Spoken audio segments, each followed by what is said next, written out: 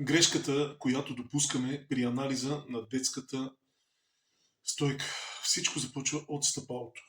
Когато наблюдаваме неправилна стойка, привеждане, изкривяване на гръбнака при децата, първата ни реакция е да обвиним тежката раница или лошият стол в училище.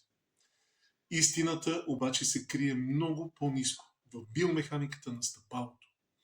Стъпалото е първият амортисьор на тялото. Когато медиалният свод пропадне, тъй нареченото плоскостъпие или валгосна позиция, тялото губи своята стабилна опора. За да компенсира това, глезенът се усуква навътре. Коляното понася несвойствено валгосно натоварване. Тазът от своя страна губи своята неутрална позиция и се задвижва верижна реакция, която достига до прешлените на гърба и врата. Опитът да коригираме позицията на гърба, без да стабилизираме ходилото, е биомеханично неоправдан. Корекцията трябва да започне от основата.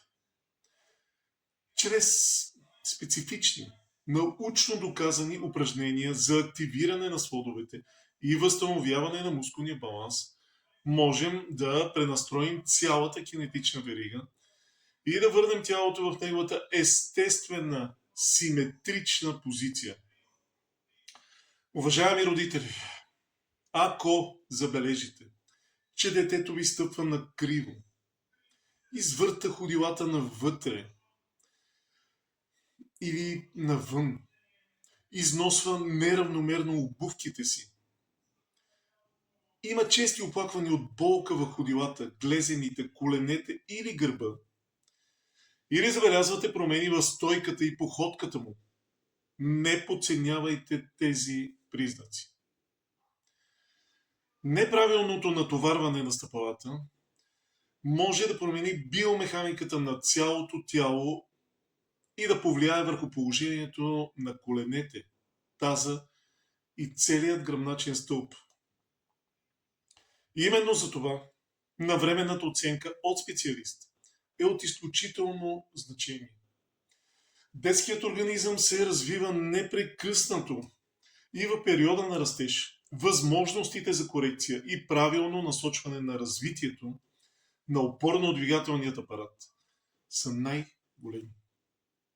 Колкото по-рано, запомнете го, бъде установен един функционален или структурен проблем, толкова по-голяма е вероятността той да бъде овладян с подходящи упражнения, рехабилитация или правилен терапевтичен подход, преди да доведе до компенсаторни промени и трайни нарушения в стойката и цялостното движение.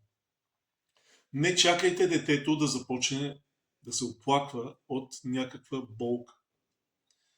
Профилактичният преглед е най-добрият начин да се уверите, че неговото развитие протича правилно. Подарете на детето си най-важното – възможността да расте с здрави стъпала, правилна стойка и да се движи свободно. Това беше от мен. Бъдете здрави и до следващото и включване.